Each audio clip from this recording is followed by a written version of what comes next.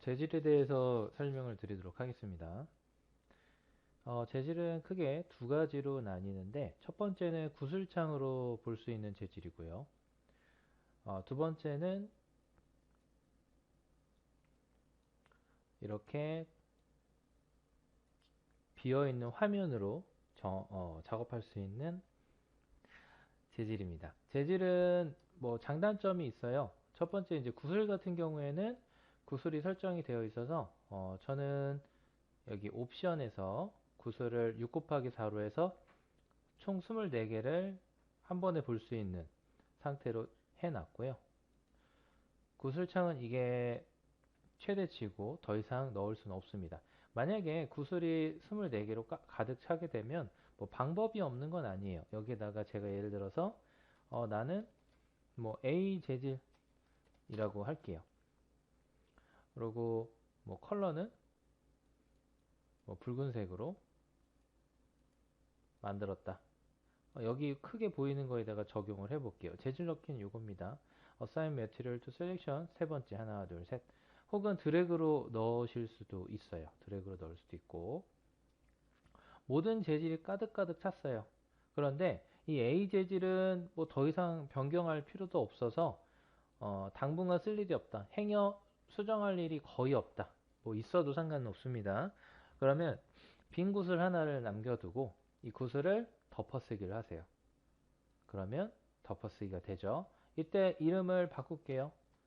뭐 진짜 말 그대로 새로운 재질. 새로운 재질을 하나 만드는 거예요. 이번에 새로운 재질은 난 초록색을 썼다. 이 건물을 새로운 재질로 적용을 하겠어. 그래서 지금 재질이 가득가득 찼는데 이걸 수정을 해야 되는 상황이 생겼어요. 우리가 아까 이걸 덮어쓰기를 해버렸죠. 그러면 어떻게 하냐? 마찬가지예요. 이 재질을 불러와도 될 만한 구슬창을 하나를 선택을 해주세요. 그리고 스포이드로 빨간색 박스를 불러오시게 되면 A 재질이 불러와집니다. 그러면 이 건물 구슬창이 사라지게 되잖아요. 얘도 마찬가지예요. 스포이드를 뽑으면 불러올 수가 있어요. 그래서 24개의 재질 중에 이게 픽스가 된 거긴 한데 지속적으로 넣고 스포이드로 뽑아가지고 다시 불러와서 편집을 할 수는 있습니다. 그런데 이걸 이제 길게 눌러볼게요. 두 번째 재질창 같은 경우에는 우리가 이제 재질을 지금까지 보시던 건 스탠다드예요. 이 재질 스탠다드 재질이고 이름을 제가 이걸 더블 클릭 두 번 클릭을 하게 되면 이런 설정창이 뜹니다. 아까 구슬창 안에 있던 거와 동일해요. 그러고 나서 이름을 요거를 1번 재질이라고 할게요. 이해되게끔 1번 재질이라고 하고 또 하나 만들어 볼게요. 이거 마우스 휠 드래그로 하고 마우스 휠로 하면 이렇게 움직여져요. 그다음에 또 스탠다드 이렇게 뽑을게요. 얘도 더블 클릭. 얘는 2번 재질. 근데 문제가 생깁니다. 제가 이제 계속 재질 하잖아요. 그 이유가 뭐냐면 그러니까 2번 재질 네 글자 이후에는 글자가 표기가 안 돼요. 그래서 멀리서 봤을 때 그 뒤에 이름이 안 보이기 때문에 이름을 너무 길게 쓰는 거는 추천하지 않습니다.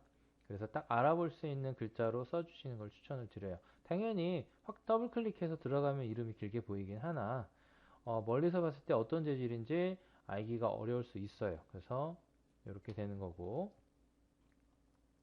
V-Ray 재질에 대해서 이제 제가 간략하게 설명을 드릴게요.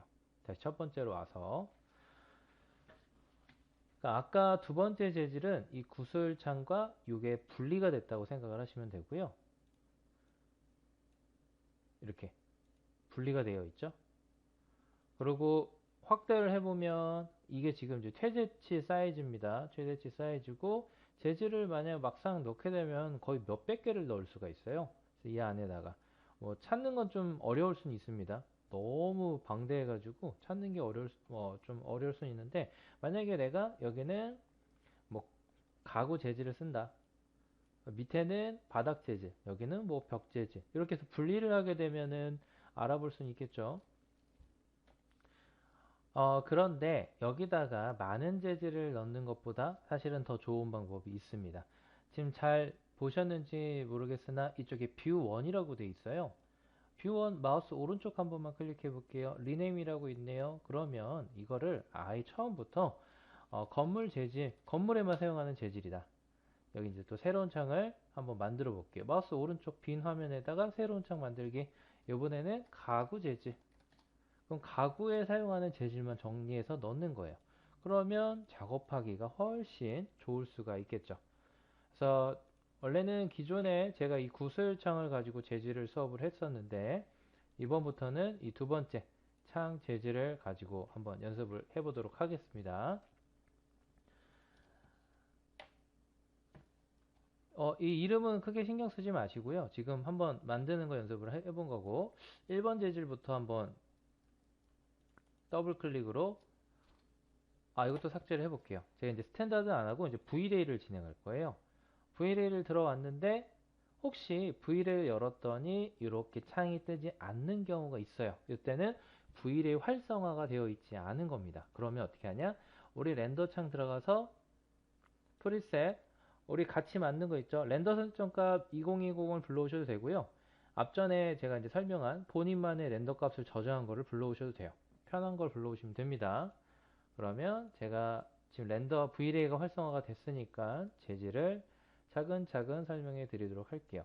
V레이는 이렇게 기능들이 많은데 우리는 크게 V레이 MTL 그 다음에 제가 또 설명드리고 싶은 건 V레이 라이트 MTL 이렇게 두 가지 정도만 써도 크게 문제가 되지 않을 것 같아요. V레이 MTL과 V레이 라이트 MTL을 제가 이제 써볼게요. 우선 V레이 MTL부터 쓰도록 하겠습니다. 더블 클릭하게 되면 여기 있는 문구들이 다 보이지만 그게 또 여기 정리가 되어 있어요. 그래서 이걸 가지고 설명을 드리면 디퓨즈 말 뜻 그대로 색상입니다.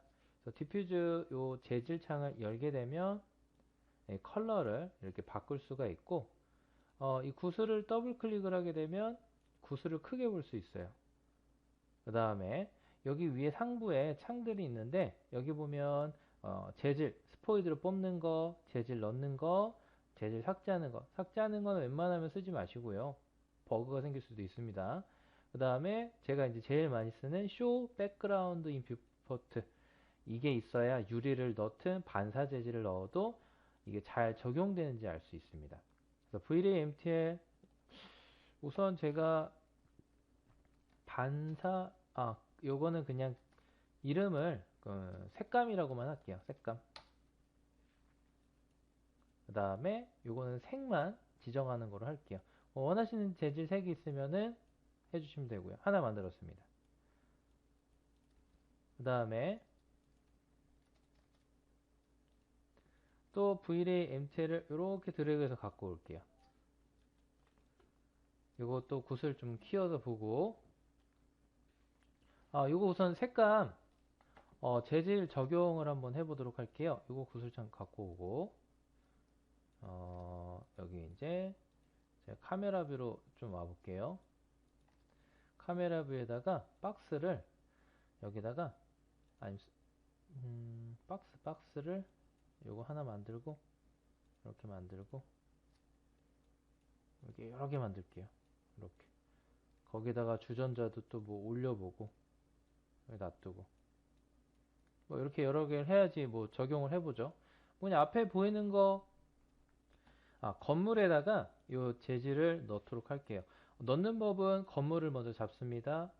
그 다음에 재질 잡고요. 재질 넣기. 그러면 재질이 이렇게 들어가져요. 우선 색감은 넣는 연습은 했고요. 두 번째 재질 한번 만들어 볼게요. 두 번째 재질은 이미지를 넣어 볼 거예요. 디퓨저 색 옆에 있는 이 슬롯 창이 이미지 넣기예요. 그러면 벽돌 한번 넣어 볼까요? 벽돌. 벽돌은 쉽게 구할 수 있죠. 인터넷에 들어가면 제가 한번 구글로 가볼게요. 여기다가 벽돌 재질이라고 치면 이렇게 다양한 재질들이 보입니다. 재질은 저는 가능하면 어떻게 쓰냐면 도구에서 크기를 모든 크기 말고 가능하면 큰 사이즈로 했을 때 해상도가 잘 나오거든요. 이건 이쁘게 생겼네요. 그래서 이거 마우스 오른쪽을 해서 이미지를 다른 이름으로 저장. 제가 폴더는 재질 수업이라고 하나 만들어서 넣을게요. 그냥 이제 벽돌이라고 이렇게 해주고 맥스로 다시 와보겠습니다. 그 다음에 디퓨저 우측의 슬롯 창을 열게 되면 이런 창이 떠요. 여기서 여러 가지 기능이 있지만 이 비트맵 위주로만 기억을 해주시면 좋을 것 같아요.